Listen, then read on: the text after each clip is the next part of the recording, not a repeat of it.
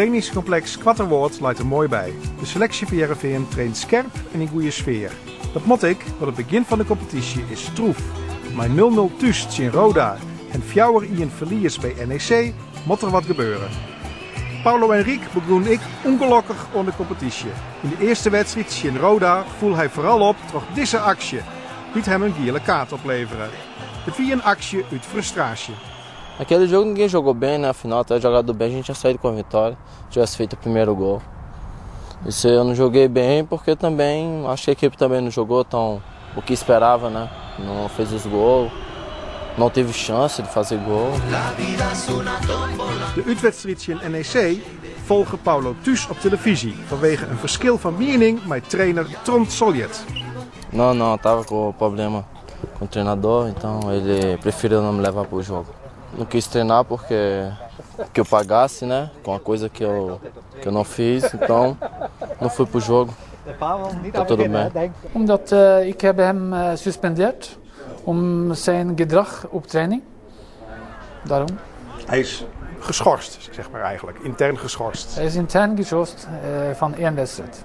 Em casa mesmo, na televisão, fiquei triste, né, o time não venceu. Mas tudo bem, treinar forte aí para voltar a jogar novamente. Hij was geschorst voor één wedstrijd en nu is hij klaar. Maar daarom wil ik niet zeggen dat hij automatisch zijn in het ploeg. Hij moet zich kwalificeren en dat doet hij op training. Het oude seizoen wie Henrique zijn beste ontmoet had. Hij speelde vaak en hij scoorde heel geregeld. Directie en trainer verwacht je daarom dit seizoen een soort van een Braziliaan. Hij doet normaal zijn beste. En hopelijk wil hij op termijn een speler blijven in de basis voor Heerenveen. Die hoop heeft hij wel, dat erin zit. Ja, omdat hij heel jong en hij heeft veel andere kwaliteiten wat ik zie. No começo da temporada eu achava que eu ia jogar mais, né, ia chegar, ia poder ajudar a equipe, mas pelo visto já estou fora de 2 jogos, né? Não sei do próximo jogo que vai ser. Continuar treinando forte para ver se eu vou pro jogo ou se eu jogo, não sei. Paulo Henrique is net de enigste speler die teleurgesteld is over het nieuwe seizoen. Bonaventure Kalou had de oude weken zien de trainer zijn dat hij vaker mij voetballen wil. C'est toujours bien de parler, c'est toujours bien de faire ressortir ce qu'on ressent.